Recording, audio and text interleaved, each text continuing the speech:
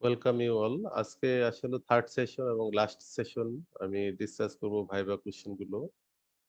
আমি একটা একটা করে কোশ্চেন বলে আমি সলভ করার চেষ্টা করছি। A patient presents to you with urine output 50 millilitre per day, which of the following can cause it by bilateral lack of renal perfusion. তাহলে এখানে কোশ্চেনের প্যাটার্ন দেখে বোঝা যাচ্ছে যে দুইটা কিডনিতে পারফিউশন কমে যাচ্ছে এবং ইউরিন আউটপুটও অনেক কমে গেছে। অর্থাৎ আমরা একেআর ডেফিনিশনটা যদি মনে করি তাহলে কিন্তু এটা একেআর ডেফিনিশনে একদম পড়ে যাচ্ছে। হ্যাঁ? 50 ml পার ডে। অর্থাৎ আ ইউরিন বলা যাচ্ছে অ্যানুরিয়া, এটা অ্যানুরিয়ার মধ্যেই পড়ে যাচ্ছে। তাহলে আমরা প্রি-রেনাল কজ অফ একেআই যদি আমরা একটু মনে করি যে প্রি-রেনাল হাইপোভলিউমিয়া রিলেটেড, হ্যাঁ? ব্লাড লস, ফ্লুইড লস অর্থাৎ আইদার ডায়রিয়া অর ভমিটিং, হ্যাঁ? তারপরে অন্য যদি চিন্তা করি যে যেমন ভলিউম লস হয়নি বাট পারফিউশন কমে যাচ্ছে। সেটা হচ্ছে যে কার্ডিয়াক ফেইলিউর, হ্যাঁ? অথবা হতে পারে সিরোসিস অফ লিভার, সিএলডি তে যেটা হয়। হুম? আ সেপসিস। সেপসিসেও দেখা যায় যে এডিকুয়েট পারফিউশন হয় না।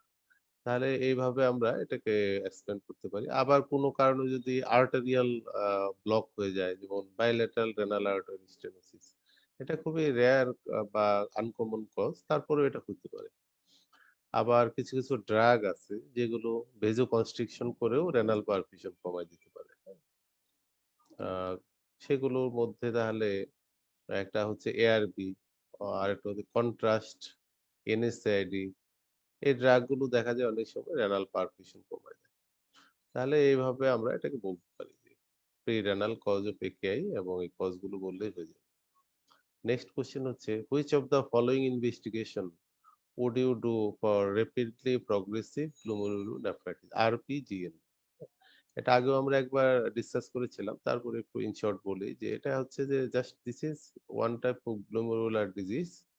ডিফারেন্স ইজ দ্যাট এখানে রেনাল ফাংশন খুব রেপিডলি ডিটেরিওরেট করে ডেজ টু উইকস এর মধ্যে, এবং কিছু কিছু কজ দেখা যায় রিলেটেড এই আরপিজিএন করে, এগুলো গ্লোমেরুলোনেফ্রাইটিস করে, এবং এখানে শুধুমাত্র অ্যাগ্রেসিভ প্রেজেন্টেশন এর জন্যই আমরা এখানে বলি rapidly progressive গ্লোমেরুলাইটিস।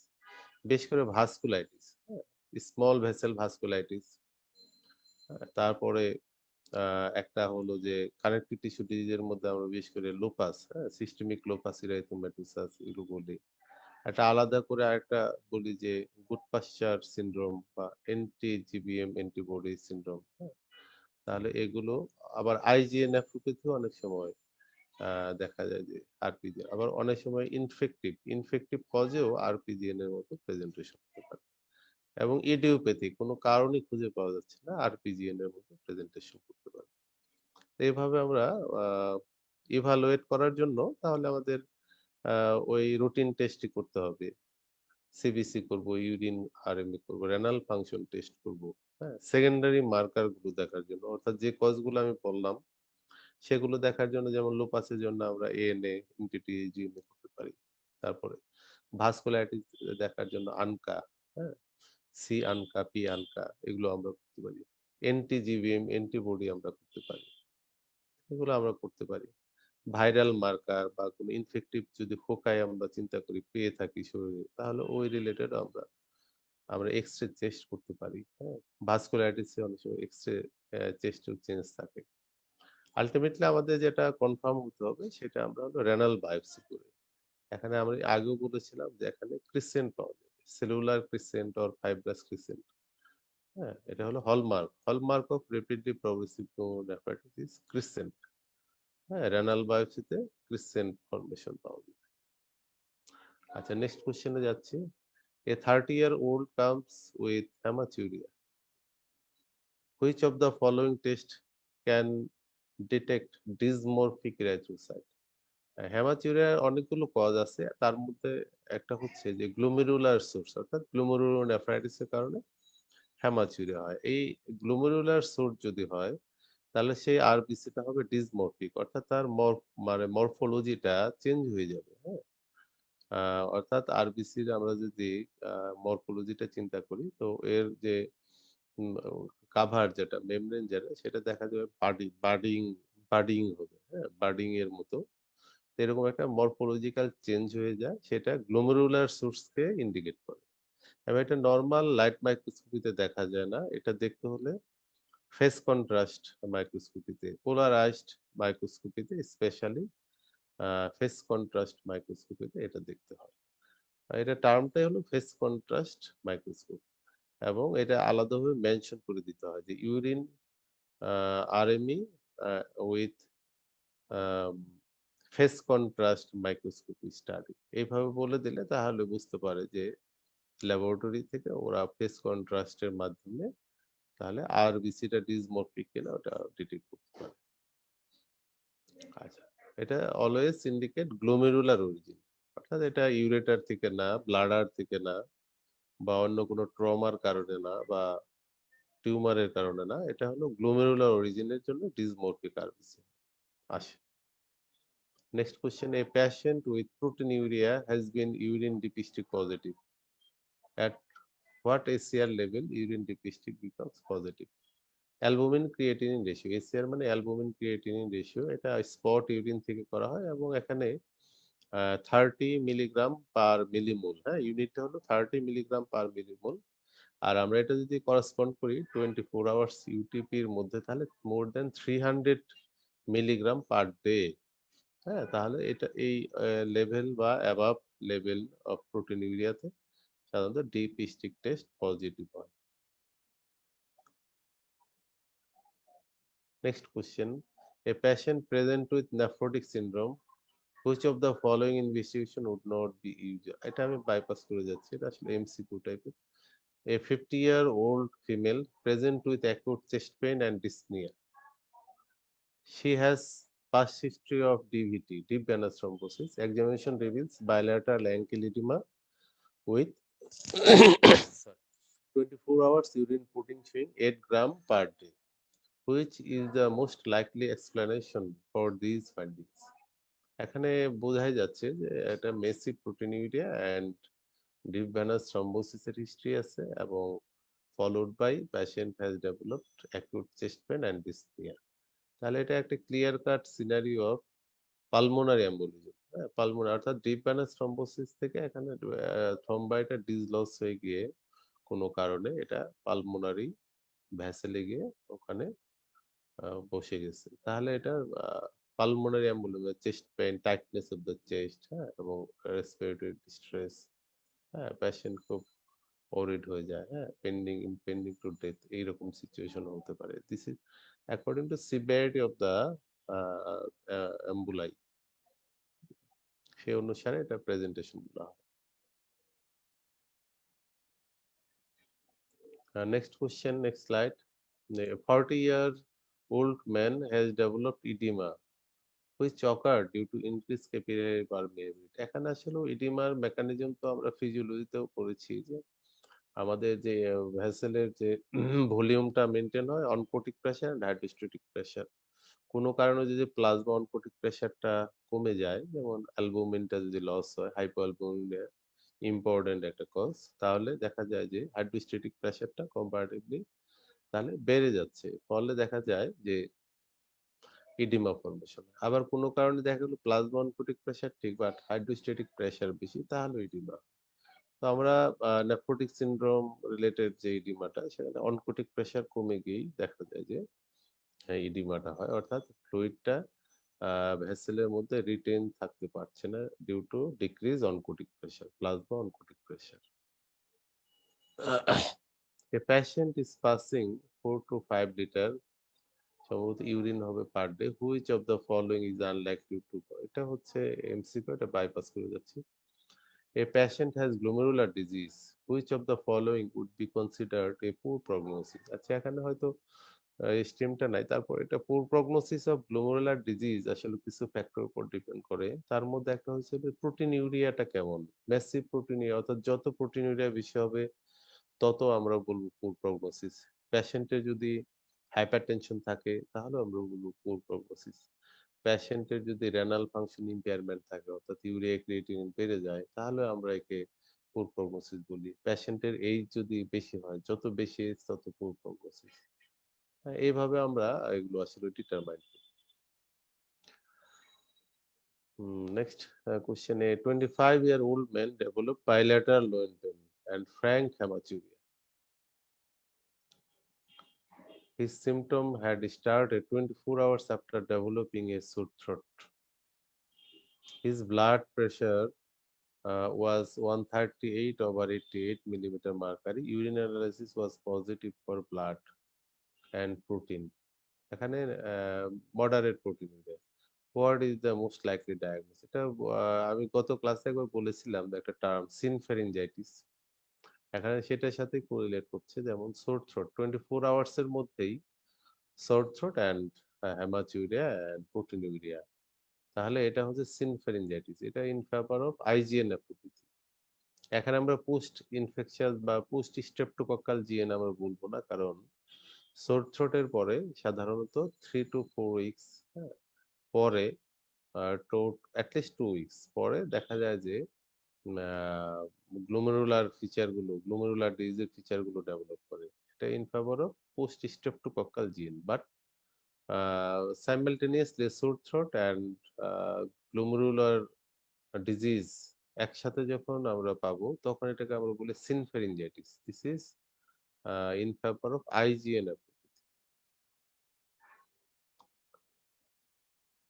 Next question: A 60-year-old man with a history of non-small cell lung cancer was treated with a right lobectomy 12 months ago.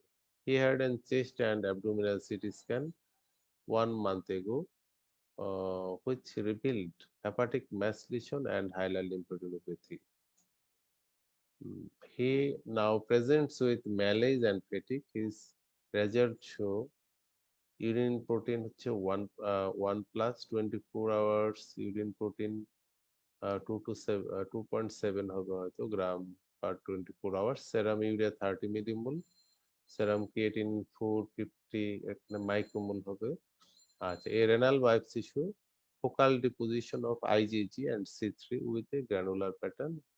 আচ্ছা, এটা তাহলে সিনারিটা বোঝা যাচ্ছে দিস ইজ সেকেন্ডারি গ্লোমেরুলোনেফ্রাইটিস, যেহেতু প্রোটিনুরিয়া এবং renal function impairment and immune deposition আছে। Renal বায়োপসিতে ইমিউন ডিপোজিশন আছে, আইজিজি কমপ্লিমেন্টারি। তাহলে এগুলো in favour of glomerular disease, glomerulonephritis. এটা সেকেন্ডারি মেলিগন্যান্সি রিলেটেড হওয়ার চান্স বেশি, যেহেতু লাং ক্যান্সার একটা গ্লোমেরুলোনেফ্রাইটিসের একটা সেকেন্ডারি কজ। হ্যাঁ, এবং এটা মেটাস্টেসিসের হিস্ট্রি আছে। আর গ্লোমেরুলার ডিজিজটা হলো প্যারানিউপ্লাস্টিক সিনড্রোমের একটা ফিচার হিসেবে আসে। আচ্ছা, দেন আসি আমি নেক্সট কোশ্চেন।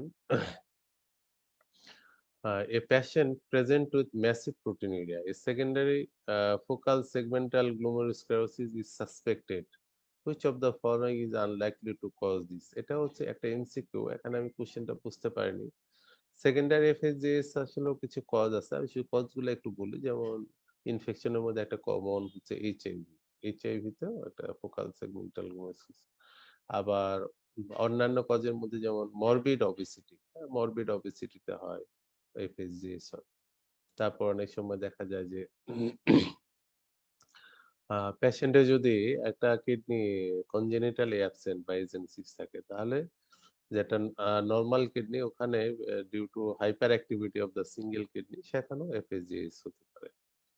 এরকম আরো অনেক কজ আছে এফএসজিএস। তাহলে এটা আসলে কোশ্চেনের ধরনটা আমি ঠিক বুঝতে পারিনি, এটা বাইপাস করে যাচ্ছি।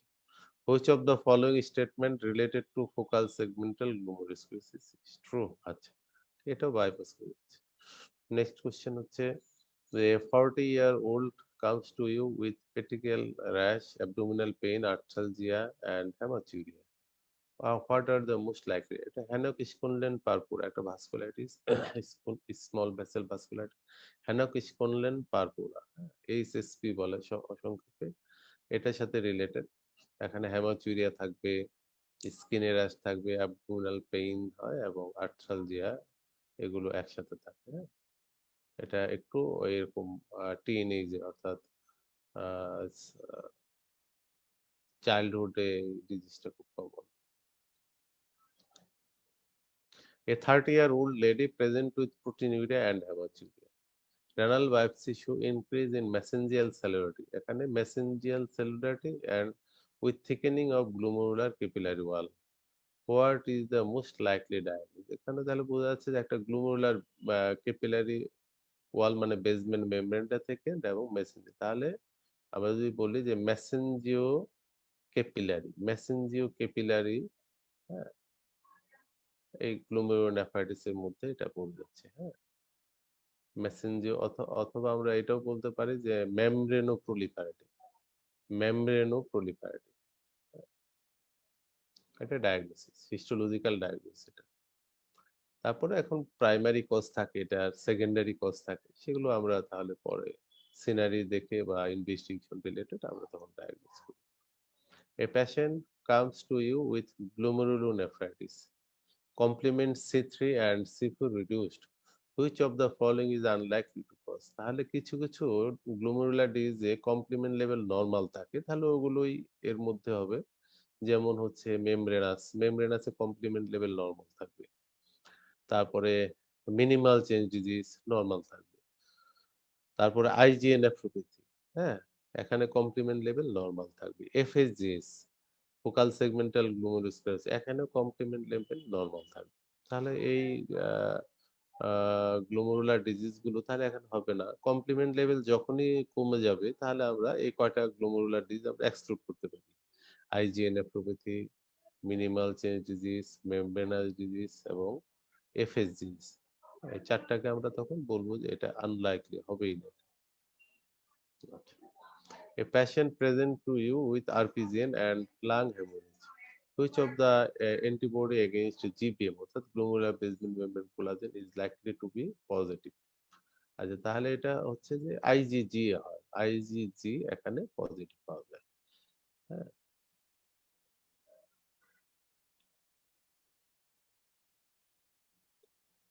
নেক্সট কোশ্চেনে যাচ্ছে। A patient present to you with acute interstitial nephritis. Which of the following is unlikely to cause this? আচ্ছা, এটা আমি বাইপাস করে যাচ্ছি, এটা MCQ. A patient present to the infectious control team with a newly diagnosed HIV. He started antiretroviral drug. On follow-up, his creatinine become 250 micromole per liter. Previously, his creatinine was normal. What may be the underlying? এখন বোঝা যাচ্ছে যে এটা antiretroviral drug, অর্থাৎ antiviral drug গুলো কিন্তু nephrotoxic. এই drug গুলো দেওয়াতেই তার রেনাল ফাংশনটা ডিটেরিওরেট করে গেছে। হ্যাঁ, এটা একেআই ডিউ টু ড্রাগ, তার মানে এখানে হচ্ছে রেনাল কজ। হ্যাঁ, প্রি রেনাল কজ না, এখানে রেনাল কজটিকে ড্রাগ ইনডিউসড, হ্যাঁ, টক্সিন ইনডিউসড আমরা বলতে পারি। A patient present with hematuria, he is known case of sickle cell anemia. Investigation show plenty are pus cell plenty and urine RME culture show no growth. Which investigation is most likely to confirm that? এখানে আসলে সিনারিটা বোঝা যাচ্ছে sickle cell এনিমিয়াতে যেটা হয় যে এখানে medullary infraction হয়ে যায়। হ্যাঁ, যে মেডুলার অক্সিজেন সাপ্লাই রিলেটিভলি কম এবং দেখা যায় যে এখানে যেহেতু সিকেল সেলে হিমোগ্লোবিনটা আরবিসিটা নরমাল না, তো যখন অক্সিজেনের অভাবে দেখা যায় সিকলিং আনসিকলিং এটা ইম্পেয়ারমেন্ট হয়। হ্যাঁ? ফলে দেখা যায় যে ওখানে ইস্কিমিয়া অর্থাৎ ভেসেল গুলা ব্লক হয়ে যায়, তখন ব্লক হয়ে গেলে ইস্কিমিয়া ডেভেলপ করে, ফলে একসময় দেখা যায় নেক্রোসিস, হ্যাঁ, পেপিলারি নেক্রোসিস হয় এবং তখন দেখা যায় পাস সেল আসে। এই পাস সেলটা স্টেরাইল, মানে এখানে কোনো অর্গানিজম রিলেটেড পাস সেল না। আমরা তো পাইউরিয়া হলেই চিন্তা করি যে এখানে কোনো ইনফেকশন আছে কিনা, হ্যাঁ, কোনো অর্গানিজম দিয়ে হয়েছে কিনা, ইউটিআই পাইলোনেফ্রাইটিস, কিন্তু এখানে কিন্তু তা না, এখানে হলো পেপিলারি নেক্রোসিস এর জন্য হয় এবং পাইলোগ্রাম করে এখানে বোঝা যায় যে পেপিলারি নেক্রোসিসটা আসলে হয়েছে, কেমন হয়েছে এটা বোঝা যায় পাইলোগ্রাম করে। Next question. A 24-year-old man present with proteinuria, hematuria and sensory neural difference, এটা একটা ক্লাসিক্যাল সিনারিও অফ অ্যালপোর্ট সিনড্রোম। হ্যাঁ, অ্যালপোর্ট সিনড্রোমে দেখা যায় যে এখানেও কোলাজেন টাইপ 4 প্রোটিন এটা মিউটেন্ট থেকে মিউটেন্ট হয়ে অ্যাবনর্মাল স্ট্রাকচার হয়, ফলে দেখা যায় যে ক্যাপিলারি যে মেমব্রেন, বেসমেন্ট মেমব্রেন, এখানে অ্যাবনর্মাল স্ট্রাকচার হয়ে যায়, ফলে হেমাটোচুরিয়া হয়, প্রোটিনিউরিয়া হয় এবং এয়ারেও প্রবলেম হয় এবং অকুলারও অ্যাবনর্মালিটি হয়, তাহলে চোখেও প্রবলেম হয়। তাহলে এইভাবে এটা মনে রাখবেন, IGN this is genetic disease. X link recessive. Next question আসি, in cystinuria which of the following amino acid reabsorption is not defective? আচ্ছা, ডাইঅ্যামাইনো যে অ্যামাইনো অ্যাসিড গুলো ডাইবেসিক ওগুলো অ্যাবজর্পশনে প্রবলেম হয়। সিস্টিনটা হলো সেই ধরনের। তাহলে এটাই মূলত মেকানিজম। তাহলে বেসিক অ্যামাইনো অ্যাসিড গুলো মনে রাখলে হবে যে এগুলো অ্যাবজর্পশন ডিফেক্ট, আর অন্যগুলো আর অ্যাবজর্পশন ডিফেক্ট হবে না। আচ্ছা,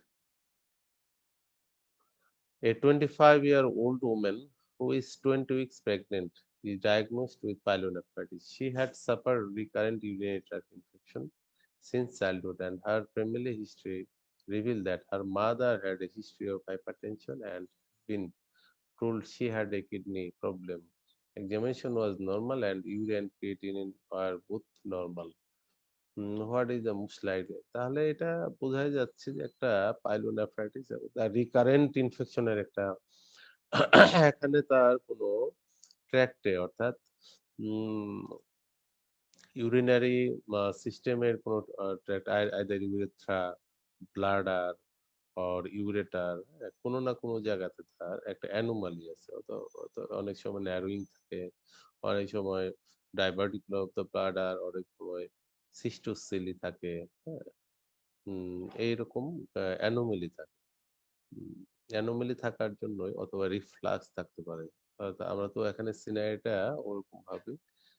যদিও তার মার ফ্যামিলি হিস্ট্রি আছে কিডনি প্রবলেম, এটার সাথে এটা আসলে রিলেভেন্ট না। একটা কিডনি প্রবলেম আমরা বলতে পারতাম যে এডিপিকেডি তে তার এই সিনারিটা একদম খুব মিলছে না আরকি। হ্যাঁ, 25 ইয়ার্স ওল্ড ওমেন এটার সাথে একটু যাচ্ছে না। তো মোস্ট লাইকলি এটা তার মানে কোনো আ অর্থাৎ অবস্ট্রাকটিভ আ ইউরোপ্যাথি বা ইউরোপ্যাথি হবে। সেই রিলেটেডই তার রিকারেন্ট ইউটাইটিস। সেটা ইভালুয়েট করেই বুঝতে হবে।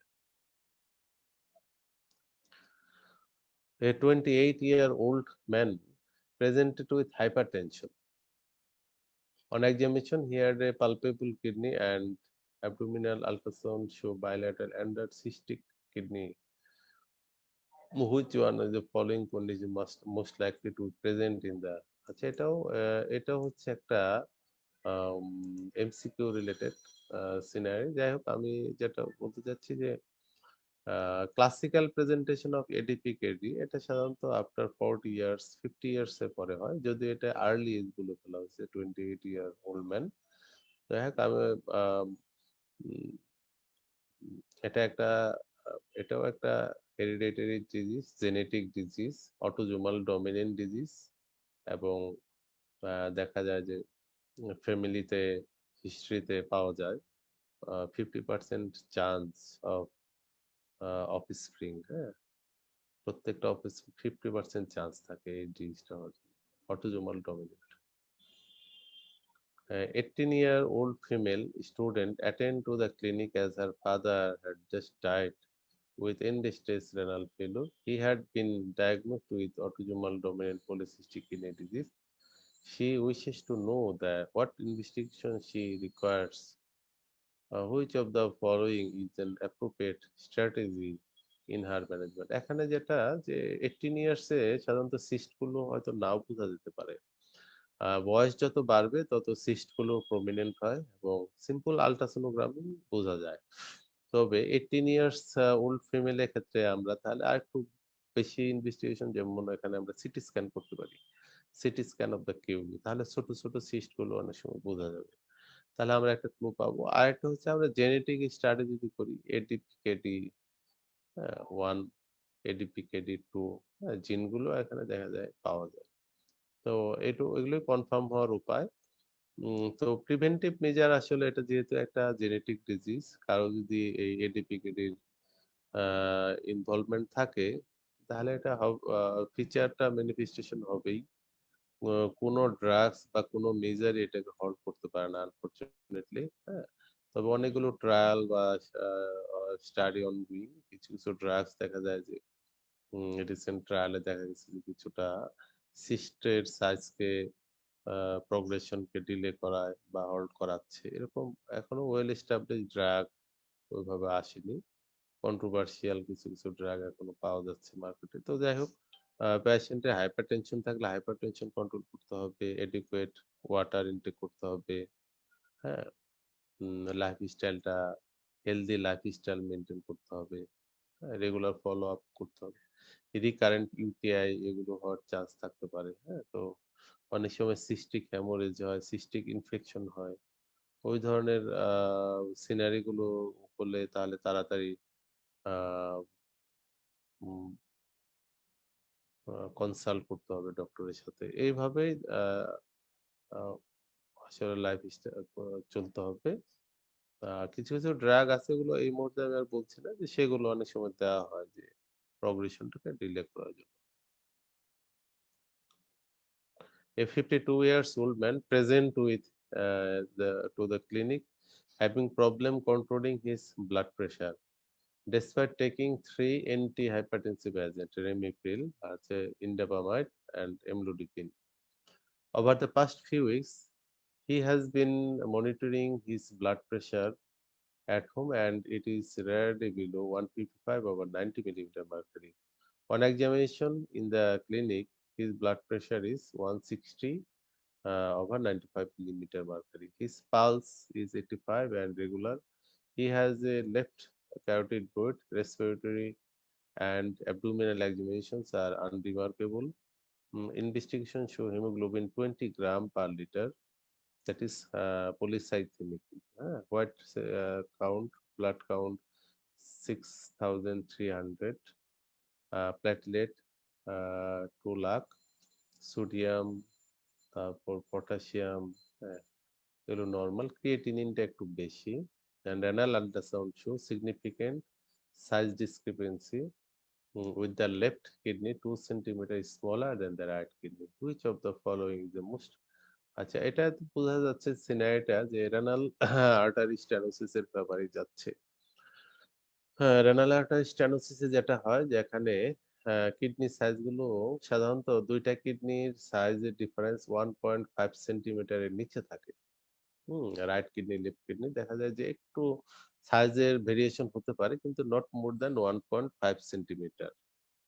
কিন্তু যখনই 1.5 সেন্টিমিটারের বেশি ডিফারেন্স হবে কিডনি সাইজ দুটো, ডিফারেন্সটা হলেই তখন আমরা বুঝবো যে এখানে কোনো প্যাথোলজি আছে কিনা। তার মধ্যে কমন প্যাথোলজি হচ্ছে রেনাল আর্টারি স্টেনোসিস এবং এটা আরেকটা বলা হচ্ছে যে পলিসাইথেমিয়া, যেহেতু রিলেটিভ ইসকেমিয়া হয় স্টেনোসড আর্টেরিয়াল কিডনিতে, তাহলে ওখানে দেখা যায় যে ইরাইথ্রোপয়েটিনটা বেশি রিলিজ হচ্ছে এবং যদিও এটা রেয়ার একটা প্রেজেন্টেশন বাট এই পেশেন্টের যে সিনারিটা তাই বলছি, তাহলে এটা রেনাল আর্টারি স্টেনোসিস এর ফেভারে। তো ডায়াগনোস করার জন্য আমরা এখানে ডুপ্লেক্স আল্ট্রাসাউন্ড ও ডুপ্লেক্স অর্থাৎ ডপলার আমরা করতে পারি। Doppler study of the renal vessel, তাহলেই দেখা যায় যে এখানে বোঝা যাবে।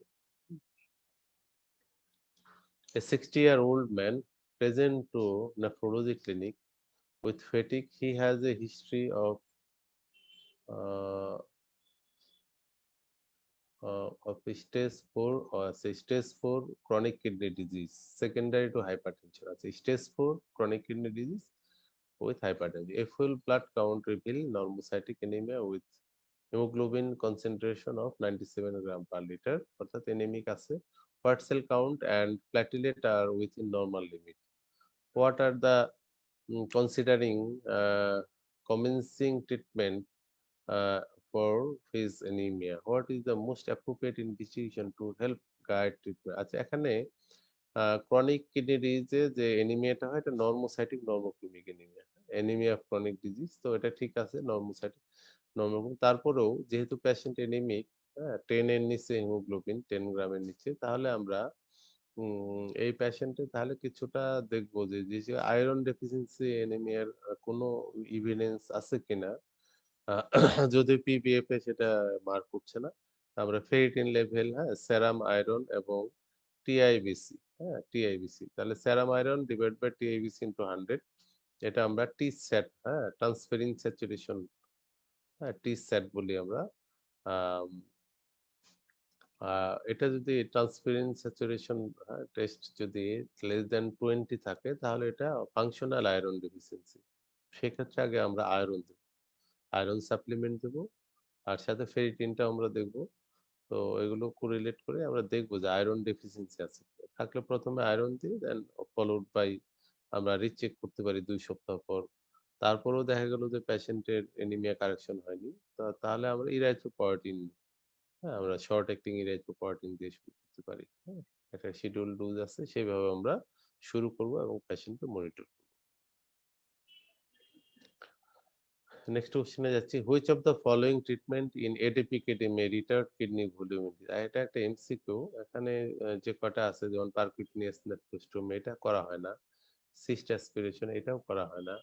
টলভ্যাপটান, হ্যাঁ, টলভ্যাপটান এবং তার সাথে কি এসি ইনহিবিটর। টলভ্যাপটানটা এখানে আসবে আসলে, কারণ টলভ্যাপটানটা রিসেন্ট ওই যে স্টাডি গুলো যে আমি বললাম একটু আগে, এডিপিকেটিতে দেখা যাচ্ছে এটা হচ্ছে ভেসোপ্রেসিন ভি টু অ্যান্টাগনিস্ট, হ্যাঁ, ভি টু অ্যান্টাগনিস্ট। তা দেখা যায় যে এটা কিডনির যে সিস্ট গুলাকে সাইজে বড় হতে এটাকে ইয়ে করে, হল্ট করা যায়, হ্যাঁ, বড় হতে প্রিভেন্ট করে। তাহলে এটা রিটার্ড করে, হ্যাঁ, increase the size of the cyst. তো এটা রোল পাওয়া গেছে এবং এগুলো এখনো অনগোয়িং, আরো চলছে, রিসার্চ চলছে। তাহলে টলভ্যাপটানটা। নেক্সট কোশ্চেন আমরা আসি, যে 20-year-old man has been diagnosed with renal artery stenosis. Which of the following would obtain best result for him? আচ্ছা, এটা তো একটা এমসিকিউ, তো বাইপাস করে যাচ্ছি। A patient has come to you with acute loin pain with hypertension. He does not complain hematuria, but urine depistic shows LDs, shows are LDs and CRP is raised. Which of the following treatment would help him? Loin pain এবং hypertension. আচ্ছা, আর হলো CRP rest, তার মানে একটা infective indicate করছে, হ্যাঁ। তাহলে এলডিএসও রেস্ট, তাহলে আমরা এটা বুঝে হতে পারে তার এটিপিকেটি এবং সাথে হতে পারে সিস্ট ইনফেকশন, হ্যাঁ। এটা হতে পারে, এইভাবে আমরা বলতে পারি এটিপিকেটির সাথে cyst infection.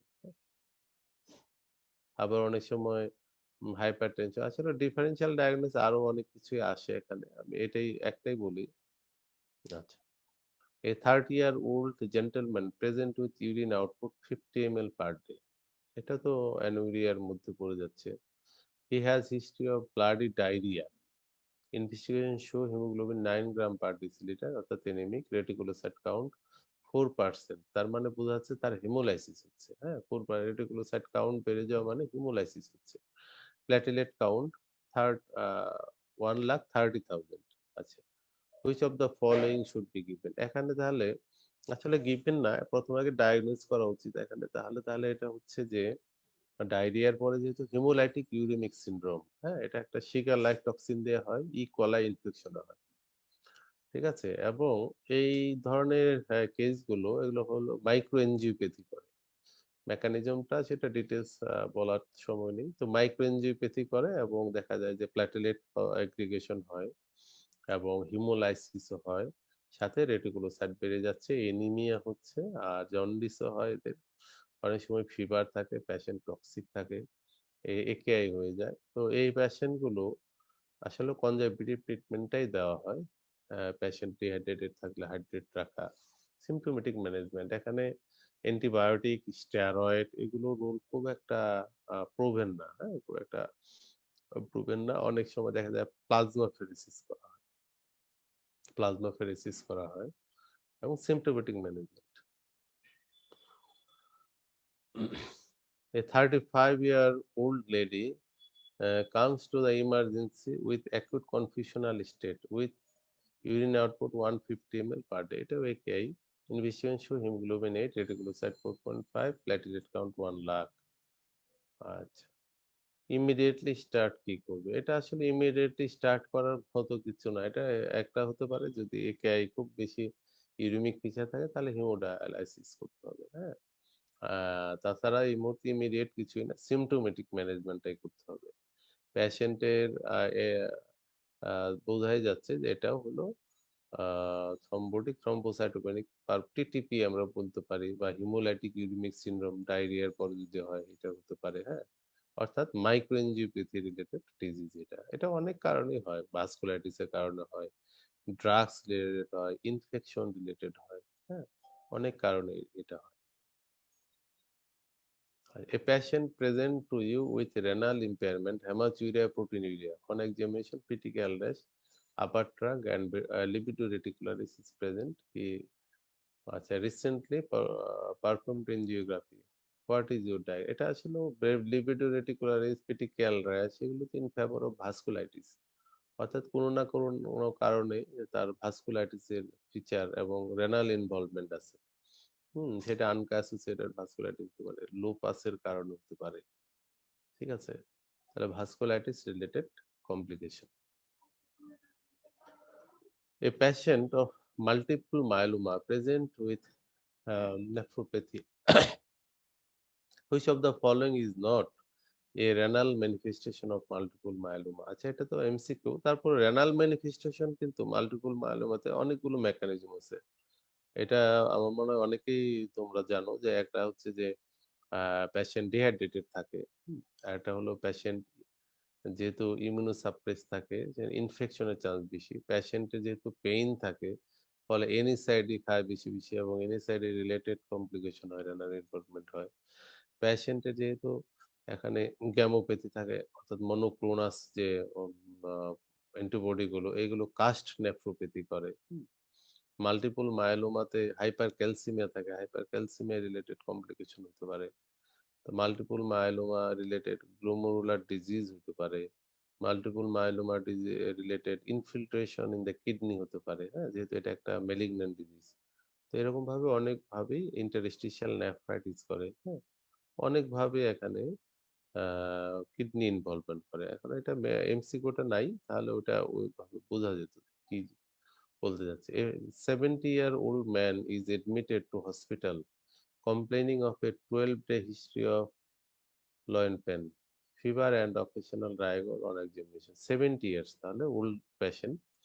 His temperature raise and the renal function is normal. Urinary analysis of mid-stream urine show white cell count more than 100, 66% red cell. আচ্ছা, count আচ্ছা আরবিসিও আছে এবং নো অর্গানিজম। তাহলে গুরুত্ব নেই। What would be the your first investigation of choice? আচ্ছা।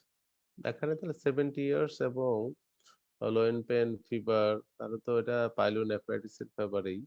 আ তারপরেও এখানে আমরা যেটা করব যে ওল্ড পেশেন্ট এবং এই পেশেন্ট গুলো অনেক সময় দেখা যায় যে অর্গানিজম নেই। তো মেলিগন্যান্সি আছে কিনা, হ্যাঁ? অনেক সময় ব্লাডার মেলিগন্যান্সি থাকে, হ্যাঁ? রেনাল সেল কার্সিনোমা বা এই ধরনের মেলিগন্যান্সিটা আমাদের সার্চ করতে হবে। ঠিক আছে? প্রোস্টেটিক প্রোস্টেটিক মেলিগন্যান্সি আছে কিনা। ওল্ড পেশেন্ট হেমাচুরিয়া নিয়ে আসলে আমাদের অবশ্যই এবং গ্রোথ নেই, হ্যাঁ? সাথে ফিভার আছে, ঠিক আছে। এটা ইনফেকশন হয়তো হতে পারে। চিলস, অকেশনাল রাইগর বলতেছে। সাথে গ্রোথ না থাকলেও ইনফেকশন রিলেটেড এবং সাথে হলো কোনো মেলিগন্যান্সিটা ওখানে সার্চ করতে হবে।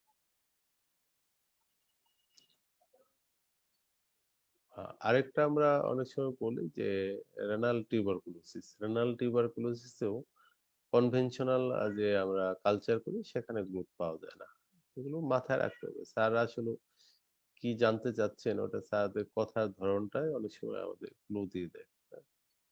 Which of the following is the most common histological pattern in history? এটা একটা এমসিকিউ আসলে এটা এমসিকিউ আ এটা বাইপাস করে দিচ্ছি। Which of the following would suggest pre-renal uremia? Not এটা, এটা বাইপাস করে যাচ্ছি। Which is the most common cause of CKD globally? এটা ডায়াবেটিস mellitus। আমি যখন CKD বলেছিলাম তখন CKD ডায়াবেটিস mellitus হচ্ছে মোস্ট কমন গ্লোবালি CKD এর কজ হিসেবে। A patient has stage 3 CKD. How often the regular function should be monitored? Stage সিকেডিতে খুব ফ্রিকোয়েন্ট রেনাল ফাংশন মনিটরের দরকার নেই, ইয়ারলি, হ্যাঁ, খুব বেশি হলে 6 মান্থলি আমরা এটা ফলো আপ করতে পারি। কারণ স্টেজ তার লাইফস্টাইল, হাইপারটেনশন, ডায়াবেটিস এবং অন্যান্য যে ক্রনিক কিডনি ডিজিজের যে বায়োমার্কার গুলো, এগুলো আমরা ইভালুয়েট করে তাকে মেনটেন করতে বলবো এবং ইয়ারলি ফলো আপ করলে এনাফ, ফর 6 মান্থলি, ফ্রিকোয়েন্টলি এখানে দরকার নেই। A patient of CKD is planned for dialysis.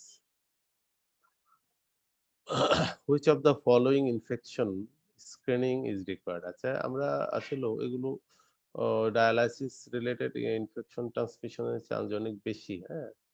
Health personal থেকে শুরু করে পেশেন্ট, হ্যাঁ, সবারই এই ট্রান্সমিশনটা হওয়ার চান্স থাকে। ফলে আমরা বেশি করি যেটা যে hepatitis B virus, hepatitis C virus এবং এইচআইভি, হ্যাঁ, এই টেস্টগুলো আমরা কমনলি করে থাকি। A CKD patient has been referred urgently to a nephrologist. Which of the following would not be criteria for referral? আচ্ছা, তাহলে রেফারেল ক্রাইটেরিয়াটা বললেই যে কোনটা না সেটা বোঝা যাবে। যে রেফারেল ক্রাইটেরিয়া হচ্ছে যদি অল্প বয়সে সিকেডি হয়, হ্যাঁ, লেস দ্যান 40 ইয়ার্স এ সিকেডি মানে প্রেজেন্ট থাকে, অ্যাডভান্স সিকেডি, সিকেডি স্টেজ 4, 5, এই কেসগুলোতে আমরা নেফ্রোলজিস্টের কনসাল্ট যাব। তারপর হচ্ছে যে যদি র্যাপিডলি ডিটেরিওরেট করতে থাকে, র্যাপিডলি ডিটেরিওরেট করা মানে যদি জিএফআর 5 ml, হ্যাঁ, পার মিনিট, এটা যদি 1 বছরের মধ্যে কমে যায়, অথবা 10 ml পার মিনিট 5 বছরের মধ্যে কমে যায়, তাহলে আমরা ওইসব ক্ষেত্রে রেফার করব। যদি পেশেন্টের পারসিস্টেন্ট প্রোটিনুরিয়া থাকে, হেমাটিউরিয়া থাকে, এবং কনভেনশনাল ইনভেস্টিগেশনে কিছু না পাওয়া যায়, তাহলে অবশ্যই আমরা এই কেসগুলোকে আমরা নেফ্রোলজিস্টের কাছে রেফার করব। আনএক্সপ্লেইনড সিকেডি, আনএক্সপ্লেইনড একেআই, হ্যাঁ, এই ক্ষেত্রেও আমরা রেফার করব। আচ্ছা, a 65-year-old gentleman with type 2 diabetes mellitus and hypertension is started on an SC inhibitor. আচ্ছা, তাহলে টাইপ 2 ডায়াবেটিস এসসি ইনহিবিটর নিয়ে স্টার্ট করলো। Which of the following is the most appropriate time period to checklist creatinine and potassium after commencing the medication? তাহলে আমরা জানি যে SC inhibitor বা ARB, এটার একটা সাইড ইফেক্ট হলো হাইপারক্যালেমিয়া করে, অনেক সময় রেনাল ফাংশন ডিটোরিয়েট করতে পারে। তাহলে একটা ফলো আপ দরকার আছে। সেক্ষেত্রে আমরা 2 উইকস কে আমরা স্ট্যান্ডার্ড মনে করি। অনেক সময় আগেও করা হয়, 1 উইক পরেই। আবার স্ট্যান্ডার্ড আমরা 2 উইকস পরে আমরা তাহলে ক্রিয়েটিনিন এবং ইলেক্ট্রোলাইট আইডিয়ালি করি। নেক্সট কোয়েশ্চেন হচ্ছে, a CKD patient has developed severe hyperkalaemia. Hyperkalaemia, which of the following is not recommended usually? আচ্ছা, এটা তো এমসিকিউ। আচ্ছা, which of the following is the most common cause of anaemia in সিকেডিয়া? Erythropoietin deficiency. অন্যান্য আরো অনেকগুলো cause আছে, আমরা তো আর ডিসকাস করেছি। Which of the following investigation is an independent predictor mortality in CKD? এটাও তো আসলে এমসিকিউ। তো মর্টালিটিটা আসলে অনেকগুলো ফ্যাক্টর পর, একটা ম্যালনিউট্রিশন, একটা ইন্ডিপেন্ডেন্ট মর্টালিটি, প্রোটিন ইউরিয়া, বেশি প্রোটিন ইউরিয়া হওয়াও একটা, হাইপার ইউরিসিমিয়া, হ্যাঁ, এগুলো আসলে অনেকগুলো ফ্যাক্টর আছে, কিন্তু এখানে কোনটা জানতে চাইছে, এটা একটা এমসিকিউ। আচ্ছা, next question. A patient of CKD has been advised for hemodialysis. Which of the following advantage he would experience in comparison to peritoneal dialysis? আচ্ছা, তাহলে এখানে বলা হচ্ছে যে in comparison two peritoneal dialysis কি অ্যাডভান্টেজটা হিমোডায়ালাইসিস, সে একটা অন্যতম একটা অ্যাডভান্টেজ হলো হিমোডায়ালাইসিস, সেটা হলো এটা মোর পটেন্ট। পেশেন্টের অ্যাকিউট যে ফিচার গুলো, অর্থাৎ ইউরিমিক ফিচার বা ইউরিমিক এনকেফালোপ্যাথি, ইউরিমিক পেরিকার্ডাইটিস, হ্যাঁ, volume overload, hyperkalaemia, severe hyperkalaemia, এই কেসগুলোতে মেটাবলিক অ্যাসিডোসিস সিভিয়ার, তো এই কেসগুলোতে দেখা যায় যে হিমোডায়ালাইসিসটা আসলে খুব ভালো, প্রম্পটলি পেশেন্টকে পেশেন্টের ওয়েল বিংটা দেয়। এটাই আমরা বলতে পারি যে এটা, এই এক্সপেরিয়েন্সটাই সবচেয়ে বড়। আর পেরিটোনিয়াল ডায়ালাইসিস সাধারণত আমরা ইমার্জেন্সি পেশেন্টদেরকে দেই না। এটা রুটিন পেশেন্ট, একটা সিকেডি 5 পেশেন্ট এবং তাকে লাইফ লং হয়তো ডায়ালাইজ করতে হবে। পেরিটোনিয়াল ডায়ালাইসিস একটা অপশন হিসেবে আমরা তাকে অফার করি এবং সেটা ঘরে বসে নিজের বাড়িতে বসে এটা পেরিটোনিয়াল ডায়ালাইসিসটা নিতে পারে। সেক্ষেত্রে পেরিটোনিয়াল ডায়ালাইসিসের অনেক অ্যাডভান্টেজ আছে যে এখানে আর এটা ডিসকাসে যাচ্ছি না। Which of the following is not an indication for dialysis in AKI or CKD? আচ্ছা যাই হোক এটা তো MCQ, এটা নাই answer.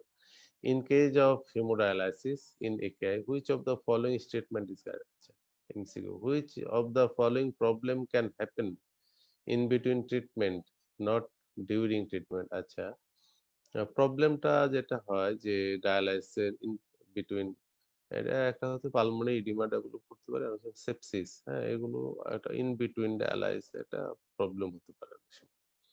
A patient who is on continuous ambulatory peritoneal dialysis present with volume fluid overload most likely due to ultrafiltration failure অর্থাৎ আ কি করা উচিত এই সময়, তাই না? তো আল্টারফিল্ট্রেশন ফেইলিউর যদি হয় তাহলে তো ডায়ালাইসিসটা ভালো হবে না। তাহলে পেশেন্টের সিম্পটম রিলিভ হবে না, পেশেন্টের ইডিমা কমবে না। তাহলে সেক্ষেত্রে আমরা অ আ যদি তার আমরা খেয়াল করব যে তার কোনো ইনফেকশন হলো কিনা, পেরিটোনিয়াল ক্যাভিটিতে পেরিটোনিয়াইটিস হলো কিনা। অনেক সময় দেখা যায় যে ফ্লুইড এর যে কম্পোজিশন সেটা অর্থাৎ টনিসিটিটা একটু বাড়ায় দিয়ে অর্থাৎ যে আ টনিসিটি যে ডায়ালাইসিস ফ্লুইডটা সেটা থেকে একটু বাড়ায় দিয়ে সেটা ফিল্ট্রেশনটা বাড়ানো যায় কিনা এগুলো কনসিডারে রাখা হয়।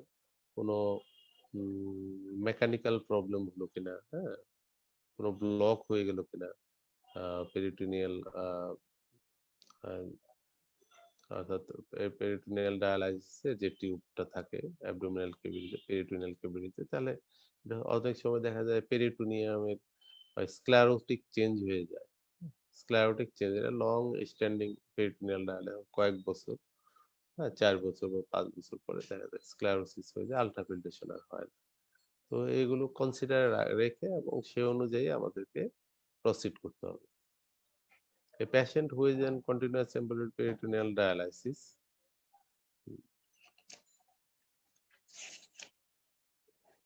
হুম, peritoneal dialysis present with cloudy drainage fluid আচ্ছা তার মানে drainage fluid টা নরমালি ক্লাউডি হবে না, ক্লিয়ার হবে।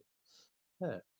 অ্যাবডোমিনাল পেইন অ্যান্ড ফিভার তার মানে বোঝা যাচ্ছে যে এখানে পেরিটোনিয়াইটিস ডেভেলপ করেছে। তো পেরিটোনিয়াইটিস যদি ডেভেলপ করে তাহলে আইডিয়াল হলো যে ওই পেরিটোনিয়াল ক্যাভিটির ফ্লুইডটাকে কালচার সেনসিটিভিটি করে তারপরে তাকে অ্যান্টিবায়োটিক দেয়া। তো আমরা অনেক সময় দেখা যায় যে কিছু অ্যান্টিবায়োটিক আমরা ব্লাইন্ডলিও দিয়ে থাকি, ভেনকুমাইসিন, ইন্ট্রাপেরিটোনিয়াল দিয়ে থাকি। হ্যাঁ? তারপর টুব্রামাইসিন, হ্যাঁ? এগুলো ড্রাগ অফ চয়েস। আর after getting culture sensitive result সে অনুযায়ী আমরা অ্যান্টিবায়োটিক দিয়ে থাকি। A patient had renal transplant few hours ago. আচ্ছা, which is not functioning অর্থাৎ কয়েক ঘন্টা আগেই ট্রান্সপ্লান্ট করার পরে দেখা গেল যে তার ফাংশনিং টা ভালো না। অর্থাৎ ফাংশনিং ভালো না বোঝা যাবে তাহলে কি ইউরিন আউটপুট হচ্ছে না। হ্যাঁ? কারণ ট্রান্সপ্লান্ট করার পরেই কিন্তু ইউরিন আউটপুট অনেক বেড়ে যাবে। হ্যাঁ? পলিউরিয়া হয়। তো এই ক্ষেত্রে তাহলে ফাংশনিং না এটা বুঝতে which is the following would be the most likely cause তাহলে এটা প্রাইমারি গ্রাফট নন ফাংশন এর মধ্যে পড়ে যাচ্ছে। এটা বিভিন্ন কারণ হতে পারে। একটা হলো ভলিউমটা হাইপোভলিউমে রিলেটেড কিনা, হ্যাঁ? অ্যাকুইট টিউবুলার নেক্রোসিস হলো কিনা।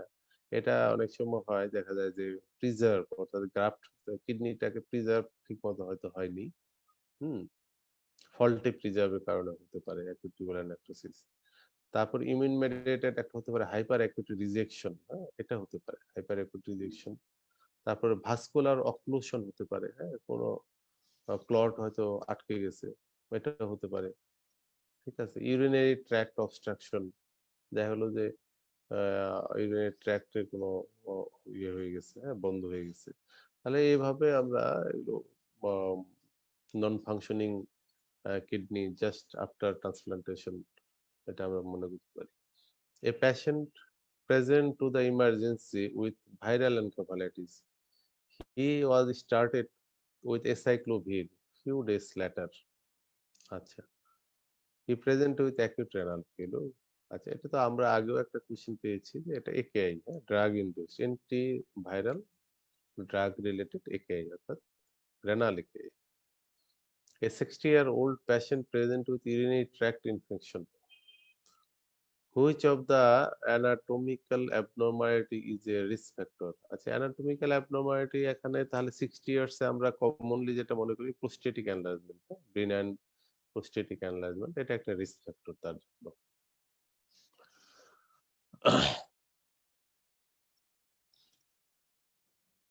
A patient present to you with urinary tract infection, what antibiotic is the use first choice for initial treatment? আচ্ছা, ইনিশিয়াল ট্রিটমেন্ট আমরা এটাও ইটিআই আমরা বলেছিলাম ফার্স্ট লাইন অফ ট্রিটমেন্ট কোট্রাইমোক্সোজল, তারপর হচ্ছে কুইনোলোন গ্রুপ, হ্যাঁ, কুইনোলোন গ্রুপকে আমরা সেকেন্ড লাইনে বলি নাইট্রোফিরানটয়েন, এইগুলো আমরা অনেক সময় কুইনোলোনও দেওয়া হয়, এইভাবে আমরা ফার্স্ট লাইন ট্রিটমেন্ট।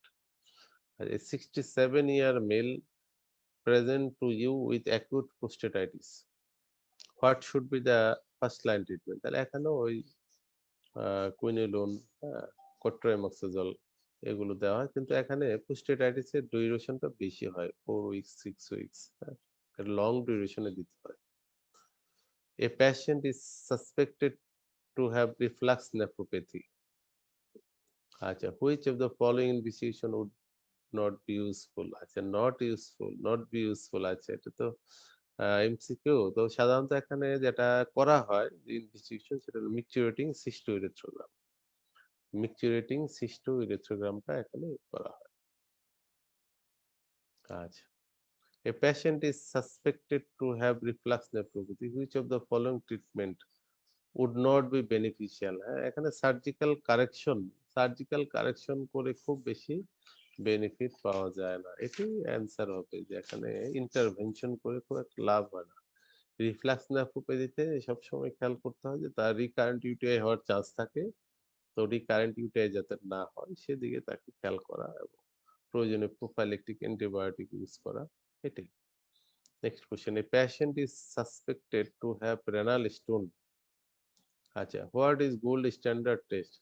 রেনাল স্টোনের দিকে যদি চিন্তা করি, ক্যালসিয়াম রিলেটেড স্টোনই কমন, হ্যাঁ, দেখা যায় 90% স্টোন হলো ক্যালসিয়াম রিলেটেড, হ্যাঁ। তো তাহলে এটা রেডিও ওপেক এবং এক্সরে কেউবি একটা গোল্ড স্ট্যান্ডার্ড, হ্যাঁ, এখানে দেখা যায় 90% কেজি পাওয়া যায়। তারপরে ইমেজিং, হ্যাঁ, অন্যান্য যেমন আলট্রাসোনোগ্রাম, সিটি স্ক্যান, ওগুলো পরে। তো এক্সরে কেউবিটাই gold standard. What is the most common type of renal stone according to composition? Calcium অক্সালেটটা দেখা যায় যে মোস্ট অফ দা কেজে ক্যালসিয়াম অক্সালেটটা পাওয়া যায়। A patient come to you renal colic, what should be the immediate treatment? Renal colic সাধারণত খুবই পেইন হয়, এই রেনাল কলিকের পেইন লোয়েন পেন এবং এটা রেডিয়েট করে অনেক সময়, হ্যাঁ, ইউরেটারিক হলে তো অবশ্যই রেডিয়েট করে লোয়েন টু গ্রোয়েন, হ্যাঁ, মাসুরিয়া থাকে, পেশেন্ট দেখা যায় যে ভমিটিং হয়, হ্যাঁ, অনেক সময় ইনফেকশন অ্যাসোসিয়েটেড চিলস, টাইগার, হ্যাঁ, ফিভার এগুলো থাকে। তো এটা পেশেন্ট খুব ইমার্জেন্সিলি প্রেজেন্ট করতে পারে। তো সেই ক্ষেত্রে তাকে আমরা অ্যানালজেসিক, অ্যান্টিস্পাজমোটিক, হ্যাঁ, অ্যান্টিমিটিক এবং হাইড্রেট করি এবং ইনফেকশনের এভিডেন্স পেলে অ্যান্টিবায়োটিক আমরা দেই। এভাবে আমরা ট্রিট শুরু করি এবং ফাইনালি এই ধরনের কেসগুলো তো আমরা স্টোন রিমুভ করতে হবে। হ্যাঁ? The patient come to you with oxalate stone. Which of the following vitamin should be avoided? Vitamin C related যে খাবারগুলো, হ্যাঁ, ওগুলো এবং সাপ্লিমেন্ট অনেক সময় ভিটামিন সি অনেকে খেয়ে থাকে, এগুলো এভয়েড করতে হবে। আচ্ছা, which one is the following statement is correct? আচ্ছা, এটা তো MCQ. A metastatic cancer who had radiotherapy present with ureteric obstruction. আচ্ছা, রেডিওথেরাপিতে একটা কমন প্রবলেম, হ্যাঁ, retroperitoneal fibrosis হয়ে investigation shows high ESR, CRP and polyclonal hypergammaglobulinemia. IVU issue ureteric obstruction with medial deviation of ureter. আচ্ছা, which of the following would be the treatment? আচ্ছা, এই ক্ষেত্রে আমরা যেটা করি যে তাকে স্ট্যান্ডিং করা হয়। ইউরেটারের প্যাটেন্সিটাকে আম আ অর্থাৎ রিক্যানোলাইজেশন, হ্যাঁ? স্টেন্টিং করা হয়। ব্লকটাকে প্যাটেন্ট করা হয়। Which of the following is not a new treatment of renal cell carcinoma. আচ্ছা, এটা তো এমসিকিউ, তো কেমোথেরাপি রিলেটেড হবে হয়তো। হ্যাঁ, কেমোথেরাপি রিলেটেডই হবে। কেমোথেরাপিটা আসলে নট মানে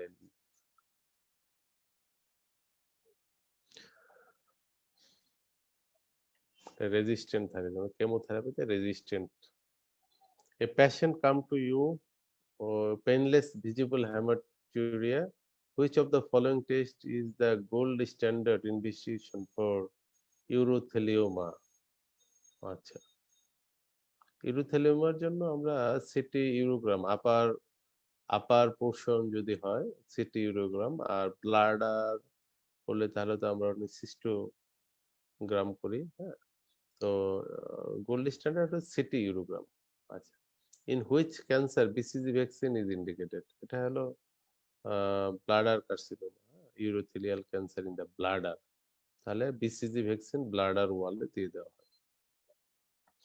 A 70-year-old man come to you, benign prostatic hyperplasia, his prostate size less than 30 gram. আচ্ছা, what should be the treatment? এটা মেডিকেল ট্রিটমেন্ট দেওয়া হয়। তাহলে আমরা এখানে যেটা দিই আলফা অ্যাড্রিনাল রিসেপ্টর ব্লকার, হ্যাঁ, দেওয়া হয় লেস দেন 30 তে।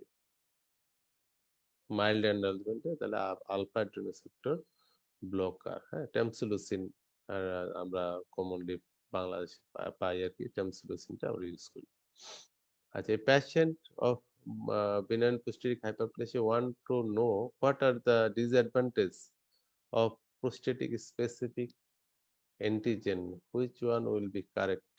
আচ্ছা, আসলে প্রোস্টেটিক স্পেসিফিক এনলার্জমেন্ট এর ফ্যালাসি আছে। এটা নরমাল থাকা মানে ইন্ডিকেট করে না পেশেন্টের মেলিগন্যান্সি নাই। আবার হাই থাকা, রেইজ থাকা মানে ইন্ডিকেট করে না যে পেশেন্টের প্রোস্টেটিক ক্যান্সার আছে। সুতরাং এটা ফ্যালাসি। তো আমরা ক্লিনিকের প্রথম ডিজিটাল বা রেকটাল এক্সামিনেশন করে আমরা বোঝার চেষ্টা করি।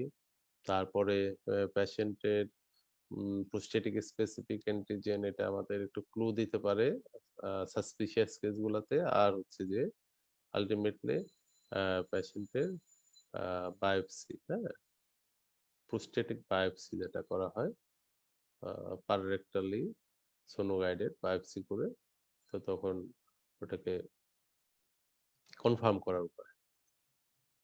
Which of the following neurological condition can cause erectile dysfunction? আচ্ছা, একটা হচ্ছে যে নিউরোলজিক্যাল, অনেক কারণই আছে ইরেকটাইল ডিসফাংশনের, সাইকোলজিক্যাল কারণ আছে, হ্যাঁ। তো নিউরোলজিক্যাল কারণের মধ্যে যেটা হচ্ছে ডায়াবেটিস মেলাইটাস, অ্যালকোহল, যারা বেশি অ্যালকোহল কনজাম্পশন করে, আর একটা হলো মাল্টিপল স্ক্লেরোসিস, এগুলো neurological cause of erectile dysfunction. ঠিক আছে, এ পর্যন্তই আজকে। সবাইকে থ্যাঙ্কস।